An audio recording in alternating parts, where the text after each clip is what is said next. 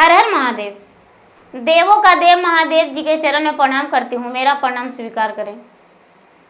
माता गौर पार्वती के चरण में प्रणाम करती हूँ, मेरा प्रणाम स्वीकार हो। गणपति ललनवा के चरण में प्रणाम करती हूँ, मेरा प्रणाम स्वीकार करें। सब गुरु भाई बहना के चरण में प्रणाम करती हूँ, मेरा प्रणाम स्वीकार हो। सब देवी देवताओं के चरण में प्रणाम करती हूँ, मेरा प्रणाम स्वीकार हो। माता और पिताजी के चरण में प्रणाम करती हूँ, मेरा प्रणाम स्वीकार हो। गुरु भाई बहना, मैं एक कथा सुनाने जा रही हूँ। इस कथा को पूरा सुनिए और रह जानिए, आधी नहीं। आधी सुनने में शिव गुरु का अपमानित होती है, पूरा सुनने में ज्ञान होती है। इसलिए कथा को पूरा सुनिए और रह जानिए। हर हर महादेव, घर घर महादेव। गुरु भाई बहना, एक देवरानी एक जेठानी थी। दोनों में बहुत मित्रता था। दोनों अपने ही घर में बड़े प्रेम से रहती थी। दोनों का ब्याह एक ही दिन हुआ था।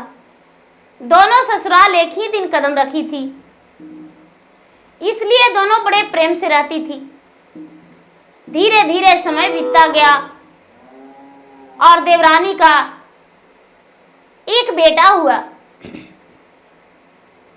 देवरानी जो थी कोई पूजा पाठ नहीं करती थी, कोई देवाय धर्माएं नहीं करती थी। गुरु भाई बहना, जेठानी का एक लड़की हुई। जेठानी जो थी भगवान भोलेनाथ के पूजा पाठ करती थी। भगवान के शरण में प्रतिदिन अपना शीश को झुकाती थी, भगवान को नमन किया करती थी। जहां भी चर्चा होता था, गुरु भाई बहना हर जगह पे जाती थी। धीरे धीरे कुछ दिन के बाद, 2 वर्ष 3 वर्ष के बाद, फिर से देवरानी का एक बेटा हुआ, जेठानी का एक बेटी हुई। ऐसा ही करते करते गुरु भाई बहना देवरानी का 4 बेटा हो गया और जेठानी का 4 बेटी हो गई। कुछ दिन के बाद जेठानी का 5वां कन्या भी जन्म ले ली। जेठानी का कोई अफसोस नहीं था।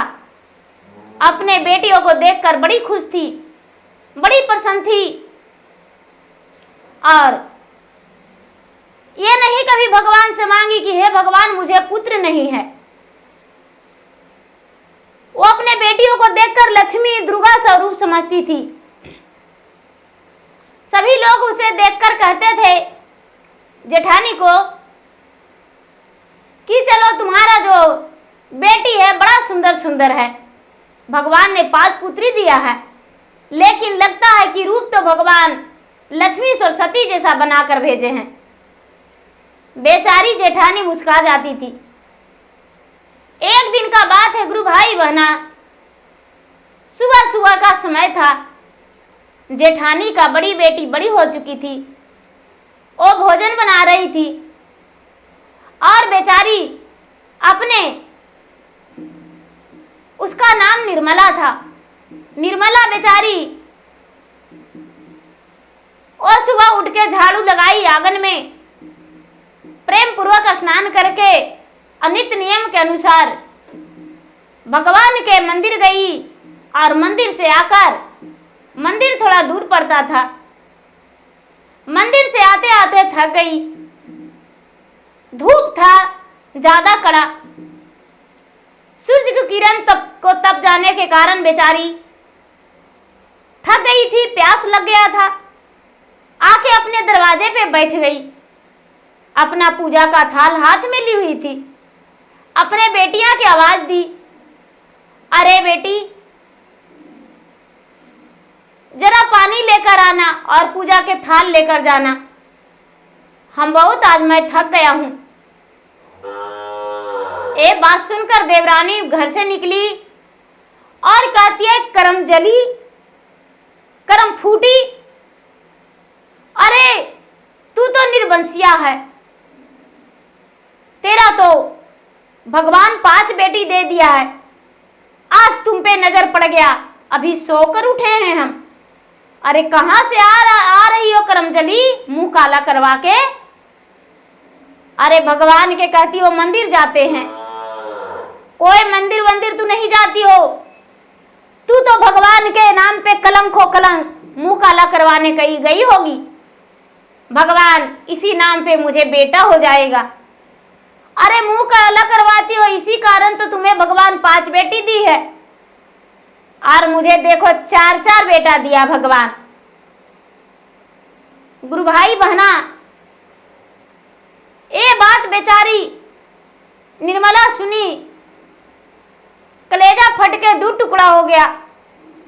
आंखों से आंसू जैसे मोती गिरता है, मोतिया का लार उसके आंखों से आंसू गिरने लगा।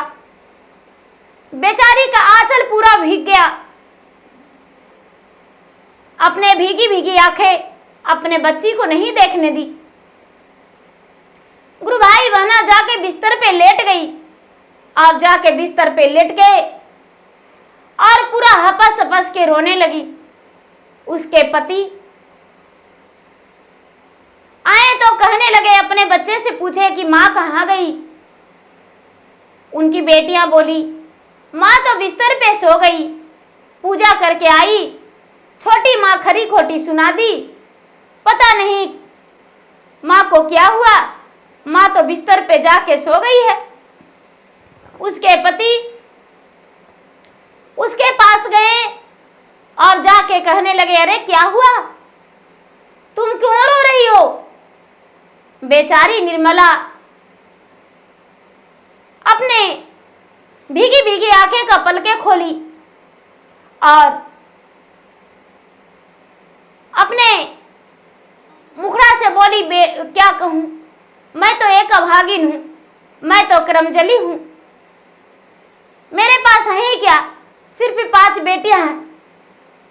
अरे मैं तो एक पुत्र का भी जन्म नहीं दिया, मैं इस घर में रहने लायक नहीं हूं। हे स्वामीनाथ, मैं आपका राह देख रही थी, आप यदि आज्ञा दे दे तो मैं अपना प्राण त्याग दूंगी। उसके पति कहते हैं, नहीं निर्मला, ये तूने क्या बोलती हो, तू अपने प्राण को कैसे त्याग सकती हो। अरे 5 बेटियां, मेरा तो भाग ही बदल गया, मेरा 5 बेटी है, इससे ज्यादा क्या हो सकता है। तुम नहीं जानती हो, जिसको 5 बेटियां होती है भाग्यशाली होते हैं। बेचारी निर्मला अपने पति को कहती है कि स्वामी, आप अपने मीठे मीठे बात से मत बहलाइए, मैं तो ताना सुनते सुनते तंग आ चुकी हूं। आज घर के लोग कह रही है, कल के बाहर के लोग कहेंगे, पता नहीं, यदि बच्चे का जन्म नहीं देते तो मुझे लोग बांझ कहते। मेरा संतान जन्म लिया था, यदि मर भी जाती तो लोग डायन कहते। आज मुझे पुत्र नहीं है तो करमजली कह रही है। गुरु भाई बहना, बेचारी निर्मला रोती रही धीरे धीरे। पूरा दिन खत्म हो गया, शाम हो गया, आधी रात हुआ, उससे रहा नहीं जा रहा था। भगवान भोलेनाथ के मंदिर में जाके और भगवान के द्वार पे अपना सिर को पटकने लगी। सिर को पटकने लगी, अपने सिर को लहूलुहान कर ली। भगवान भोलेनाथ, मैया पार्वती दोनों बैठे हुए थे अपने स्थान पे।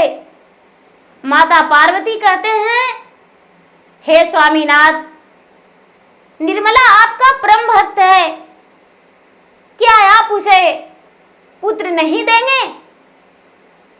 भगवान भोलेनाथ कहते हैं कि चलो जाते हैं उसके पास, देखते हैं। भगवान भोलेनाथ आए और बेचारी निर्मला सिर पटकते पटकते अपने लहूलुहान हो गई थी। उसके सर पर हाथ फेरे तो उनका सर का जख्म तो ठीक हो गया। भगवान भोलेनाथ कहते हैं, पुत्री तू इतना आधी रात में अपना सर क्यों पटक रही हो। निर्मला बोली, भाग्यवान मैं क्या कहूं, मेरा 5 बेटियां हैं लेकिन पुत्र नहीं, मुझे लोग ताना देते हैं। अब ताना सहने का मेरे पास हिम्मत नहीं है, ताकत नहीं है, इसलिए भगवान मुझे आप एक पुत्र भी दे दीजिए। भगवान भोलेनाथ कहते हैं, पुत्री मैं क्या कहूं, तुम्हारा भाग्य में तो पुत्र है ही नहीं, इस जन्म क्या 7 जन्म तक तुम्हें पुत्र नहीं होगा। बेचारी निर्मला अपने भगवान से कहती है कि हे भगवान, तो मेरा भी प्राण हरण कर लीजिए, मैं आपके दरवाजे से जाने वाली नहीं हूं। अरे जे कभी आपका कभी सपनों में नाम नहीं ली, आपके चरण पे एक लोटा जल नहीं चढ़ाई,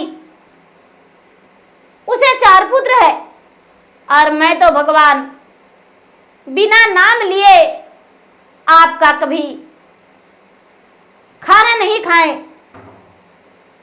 जब तक आपको भोग नहीं लगाती हूं, जब तक आपको पूजा नहीं करती हूं, तब तक मैं कभी एक निवाला नहीं उठाई हूं। और मेरे लिए ऐसा इंसाफ तो ठीक है, आपके पास ऐसा इंसाफ है तो भगवान मेरा भी प्राण हरण कर लीजिए। गुरु भाई बहना, भगवान ऐसा बात सुनकर संकोच में पड़ गए। पार्वती कहते हैं कि हे प्रभु, क्या इसके लिए कोई संतान नहीं, देखिए किसी का हिस्से का है तो दे दीजिए। कहते हैं किसका हिस्से का दे दूं? नहीं महाराज, कुछ दिन के लिए दे दीजिए। तो गुरु भाई बहना, निर्मला से भगवान पूछते हैं कि अच्छा बोलो, तुम्हें कितना दिन के लिए संतान चाहिए? तुम्हें कितना दिन के लिए संतान चाहिए? निर्मला कहती है भगवान मुझे संतान चाहिए। तो ठीक है, 1 महीना के लिए हम देते हैं संतान। नहीं भगवान, 1 महीना के लिए वो पुत्र नहीं, जन्म लिया और मर गया। तो ठीक है 2 महीना, नहीं भगवान 4 महीना, नहीं भगवान 6 महीना, नहीं भगवान जी 8 महीना, नहीं भगवान जी 9 महीना, नहीं भगवान जी। तो कितना दिन के लगी? तो गुरु भाई बहना, निर्मला का मुख से निकल गया 12 महीना। 12 महीना पार्वती मैया कहते हैं चलिए कोई बात नहीं, 1 ही वर्ष, 1 वर्ष के बाद उसका मृत्यु प्राप्त हो जाएगा। चलिए अच्छा है। गुरु भाई बहना, बेचारी निर्मला आ गई घर। धीरे धीरे समय बीतने पर एक गर्भवती रह गई। फिर से 9वां महीना होने के बाद इसके ओद्र से एक पुत्र जन्म लिया। और जब पुत्र जन्म लिया तो जैसे अयोध्या में श्री रामचंद्र जन्म लिए थे, तो पूरे अयोध्या में फूलों का बारिश वर्षा था। उसी तरह बेचारी निर्मला के घर में पुत्र जन्म लिया तो खुशियों का फूल का बारिश वर्षा। सभी लोग बड़े खुश थे। सारे लोग कहने लगे कि अरे उसका तो 5 बेटी थी और उसका बेटा जो जन्म लिया है उसको नाम पचुआ रखेंगे। और लोग जन्म लेते ही उसे पचुआ कहने लगे। अरे पचुआ पचुआ पचुआ, ये तो 5 बेटी पर जन्म लिया है, पचुआ है पचुआ है।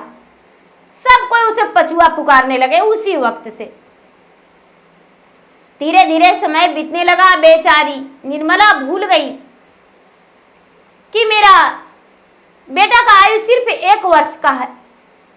12 महीना जिस दिन होगा उसी दिन मेरा बेटा का मृत्यु हो जाएगा। गुरु भाई बहना,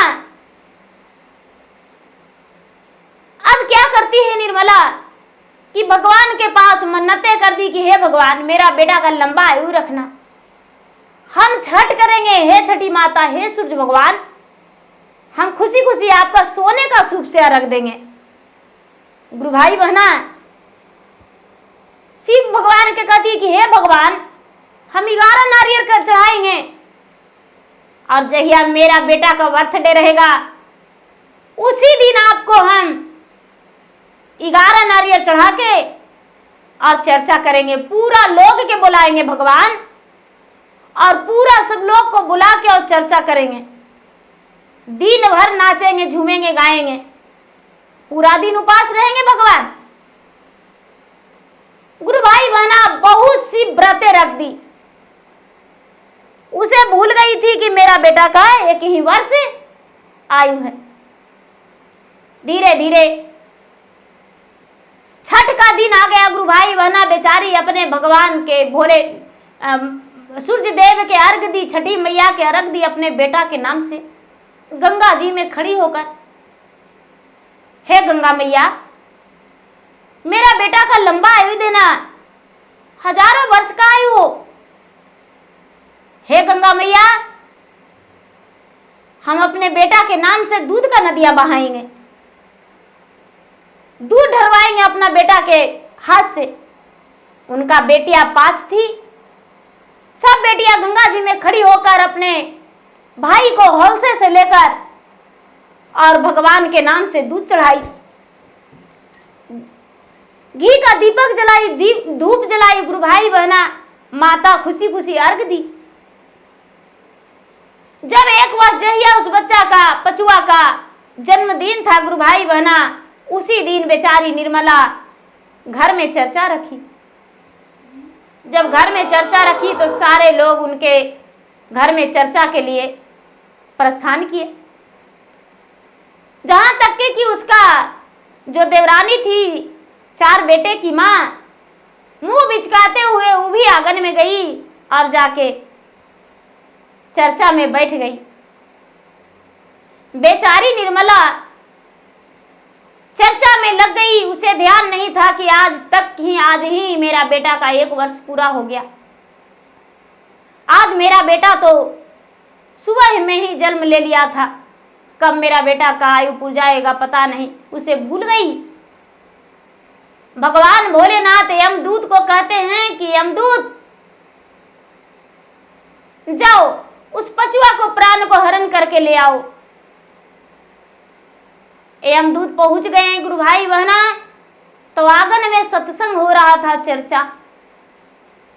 सभी लोग जितना गुरु भाई बहना थे सभी भजन गा रहे थे, कथा कर रहे थे, ढोलक झाल मृदंगे बज रहा था। वहां कैसे यमदूत टिक सकते थे? आए यमदूत पीछे का मुड़ गए और जाके भोलेनाथ से कहते हैं कि हे भगवान, मैं उसका प्राण कैसे हरूं? उसका तो प्राण हरण नहीं कर सकते हैं, क्योंकि उसका आंगन में तो सत्संग हो रहा है, उसका आंगन में ढोलक झाल मृदंग बज रहा है, नाच गान हो रहा है, धूप दीप जल रहा है और महाराज आप ही का आसन लगा हुआ है। हम कैसे पार करके और उस बच्चा का प्राण हरण कर ले? बच्चा जो था सोया हुआ था। हे भगवान, ये ड्यूटी हमको मत दीजिए, हम उस बच्चा को प्राण को हरण नहीं कर सकते हैं। भगवान भोलेनाथ काल को भेज दिए। कहते हैं कि जाओ काल, तुम उसका प्राण को हरण करके ले आओ। काल जो था, काल न छीने छत्र रघुवंशी। गुरु भाई बहना, जो काल होता है, काल किसी को नहीं चिंता है। काल गया, उसका प्राण को हरण करके बच्चा को पचुआ को ले लिया। उसका जो शरीर था वही बिस्तर पे लेटा रह गया और ये जो पचुआ था, पचुआ का प्राण को हरण कर लिया काल और भगवान भोलेनाथ के शरण में अर्पित कर दिया।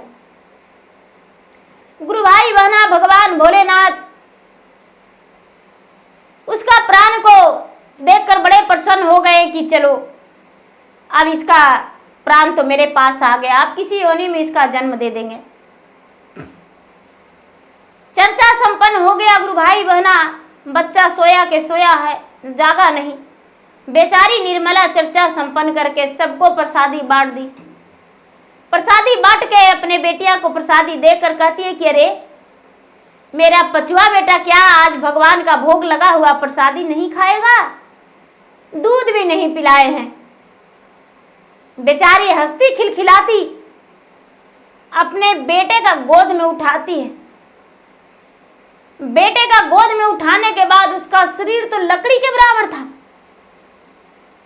गीली मिट्टी के समान भी नहीं था गुरु भाई बहना कि टूट बिखर जाता, एक लकड़ी के समान, काठ के समान हो गया था। निर्मला तो बिल्कुल हाय दंग रह गई। हे भगवान, मैंने अपने बेटे के साथ क्या कर दिया? हे भगवान, ये क्या हो गया मेरे बेटे के साथ? मेरा बेटा नहीं बोल रहा है, प्रसादी खा लो बेटा, लेकिन बेटा नहीं मुख खोला, नहीं आंख। निर्मला कहती है कि मैंने भगवान को क्या भूल किया हूं? आखिर मेरे बेटे के साथ ऐसे कैसे हो गया? नहीं, ऐसा नहीं हो सकता है। नहीं गुरु भाई बहना, बच्चा को बिस्तर पे वैसा ही छोड़ दी और भगवान के जाके मंदिर में शाम हो चुका था। भगवान के मंदिर के द्वार पे जाके अपना सर पीटने लगी और चिल्ला चिल्ला रोने लगी। जब चिल्ला चिल्ला रोने लगी तो भगवान प्रकट हुए और भगवान प्रकट हुए तो कहते हैं कि निर्मला तुम क्यों रो रही हो? तुम्हारा पुत्र का तो 1 ही वर्ष का आयु था, तूने बोली थी 12 महीना, तो मैंने 12 महीना तुम्हारा पुत्र का आयु दिया, आज उसका हम हरण कर लिया। तो गुरु भाई बहना, बेचारी निर्मला भगवान से कहती है, आजी आजी शिवा गुरु जी, आजी के तना तो बनला पथला कले जावा, के तना तो दुखवा देलहू जी। आजी आजी शिवा गुरु जी, आजी गैया रे भैंसिया के दूधवा, बिका है बाजरिया, अपना दूध कहाँ बेचिए जी। आजी मैया के दूधवा कोई न खरीदे, कैसे में बनी हिम्मतवा जी। आजी घर जाए बादरा, बरस है बूंदा, भर है सागर जमुना माजी। आजी माता के आंसुआ भींजा है चुंदरिया, कोई नहीं निरखे चुंदरिया जी। आजी आजी शिवा गुरु जी, केता तो ही बनला पथला कले जावा, माता के आंसुआ न देखला जी। गुरु भाई बहना, बेचारी कहती है निर्मला कि हे भगवान, आप मेरा आंसू नहीं देख रहे हैं, जो मेरा आंचल भींगा है ये कौन सुखाएगा? आंसू से आंचल मेरा भींजा है, मेरा सीना जो है फट रहा है दूध से, वो कौन खरीदेगा? मेरे पास तो कोई ग्राहक नहीं आ रहा है, नहीं मेरा बच्चा आ रहा है मेरे पास पीने को लिए मेरा दूध। अरे गाय दूहते हैं भगवान तो तुरंत ग्राहक आ जाता है कि हमको पाव भर दूध दे दीजिए, मेरा दूध का हिसाब दीजिए। हम दूध क्या करें भगवान? हमको बेटियां ही दे दीजिए, हमको बेटा नहीं चाहिए, लेकिन आज चाहिए, क्योंकि मेरा दूध कहां जाएगा? गुरु भाई बहना, भगवान जो संकोच में पड़ गए। भगवान कहते हैं कि अब क्या करें, ये तो हमको बेवश कर दी। पार्वती संभालिए इस मामला को। पार्वती कहते हैं, अजी अजी शिवा गुरु जी, अजी माई के अचरवा भींजे ललुरवा, अजी सीना माधा धक है बलकला जी। अजी अजी शिवा गुरु जी, अजी बबुआ के प्राणमा देहो न लौटाइए, भारी जैते ओ कर गोदिया जी। उनका पत्नी कहते हैं कि आप तो सबका गुरु हैं, तो माता के जो आंचल भींज रहा है आपको अच्छा लग रहा है? उसका बाबू का बच्चा का प्राण को लौटा दीजिए, वो अपना गोदी भर लेगी, लौट जाएगी वो। कहते हैं कैसे? कहते हैं देखिए भगवान सबको आप ही देखते हैं, पापी और पुण्य के तीन लोक के मालिक हैं। तो बताइए कि किसी को 10 संतान लिख दिए हैं, वो 2 ही संतान पैदा करके 8 संतान के रोक दिया, तो उसका आयु कहाँ गया? कोई के 5 संतान लिख दिए हैं और वो 1 ही संतान पैदा करके 4 गो के रोक दिया, उसका आयु कहाँ गया? उसका आयु उसको में दे दीजिए, वही पुत्र उसका रहेगा। गुरु भाई बहना, भगवान भोलेनाथ कहते हैं मिल गया मेरे पास उपाय। दूसरे का हिस्से का पुत्र का आयु उसको पर दे दिए और आयुष्मान भवा कह के और कहते हैं कि हे पुत्री तुम्हारा पूजा और भक्ति से हम प्रसन्न हैं, जाओ तुम्हारा पुत्र अमर हो जाएगा और खुश रहेगा। जब तक सूर्य के प्रकाश चमकता रहेगा तब तक तेरा आंगन में रोशनी कभी नहीं बुतेगा। सूर्य का प्रकाश जो है जिंदगी भर चमकेगा। जाओ पुत्री जाओ। गुरु भाई बहना, बेचारी निर्मला घर आ गई। उसके आंगन में भीड़ लग गया था, मंदिर के पास भी भीड़ लग गया था। सारे लोग सीना फाड़ फाड़ के रो रहे थे। सबका आंखों से आंसू गिर रहा था कि बेचारी का एक ही बेटा है। अरे जहिया जन्म लिया था हे भगवान, उसको बड़े प्यार से हम लोग पचुआ नाम रखे थे, लेकिन भगवान कितना निर्दयी है, भगवान इसका बेटा का प्राण हरण कर लिया।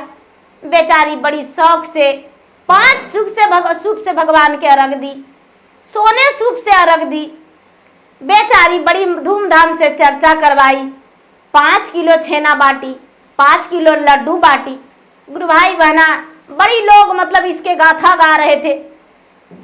निर्मला जब घर आई तो अपना बच्चा को गोद में लेती है तो बच्चा आंखें खोल के और अपना माँ के हाथ धर के उठ के बैठ गया। बड़े प्यार से बच्चा मीठी आवाज में मम्मी, निर्मला का जी भर आया। अपने बच्चे के सहेट में गोद में ली, सहेट के गोद में लेकर बच्चे का मुख में दूध दी। बच्चा घटघट दूध पीने लगा। अब निर्मला का शांति मिल गया। सभी लोग जय जयकारी किए, भगवान भोलेनाथ का बड़े प्रेम से जयकारी मनाए। प्रेम से बोले शंकर भगवान की जय। गुरु भाई बहना, सब कोई जय जयकारी मना के और कहते हैं निर्मला के कि सुनो निर्मला, वो तो तूने मनाई थी शिव चर्चा की, तुम्हारा पुत्र हुआ इसलिए, लेकिन इस बार शिव चर्चा करेंगे जो तुम्हारा पुत्र का लंबा आयु मिला। निर्मला कहती है कि क्या कहूं बहन, मैं तो भूल गया था। भगवान ने मेरा पुत्र को 1 ही वर्ष का आयु दिए थे, लेकिन आज मेरा पुत्र का हजारों वर्ष का आयु दे दिए। मेरा पुत्र अमर हो गया। अब धूमधाम से चर्चा करेंगे। गुरु भाई बहना, सब लोग मिल गए और निर्मला के आंगन में फिर दूसरा सोमवार को सब मिलके धूमधाम से चर्चा किए। सब गाए बजाए आराम आराम से रहे। निर्मला भी खुश रहने लगी, उसका देवरानी भी खुश रहने लगी। अब देवरानी कहती है कि देखो बहन, बुरा मत मानना, मेरा 4 पुत्र था, तुम्हारा एक भी नहीं। मैंने तो पता नहीं उस दिन क्या लगा और तुम्हें ताना दे दिए। भगवान देखो, मेरे ही ताना के कारण तुम्हें भी भगवान पुत्र दे दिया। बेचारी निर्मला अपने देवरानी को कहती है कि देखो बहन, इसमें बुरा मानने का क्या बात, दुख लगने का क्या बात। मेरा पुत्र नहीं था, तूने ताना दिया, मैंने भगवान के सामने गिरा, भगवान ने मुझे पुत्र दिया। तो इसलिए गुरु भाई बहना, भगवान कभी किसी से कुछ कहवा भी देते हैं और लोग थोड़ा चढ़बड़ के भी बोल देते हैं तो दुख तो लगता ही है। भगवान सब कुछ करवा देते हैं। तो प्रेम से बोलिए भगवान भोलेनाथ की जय, हर हर महादेव की जय, हर हर महादेव, घर घर महादेव।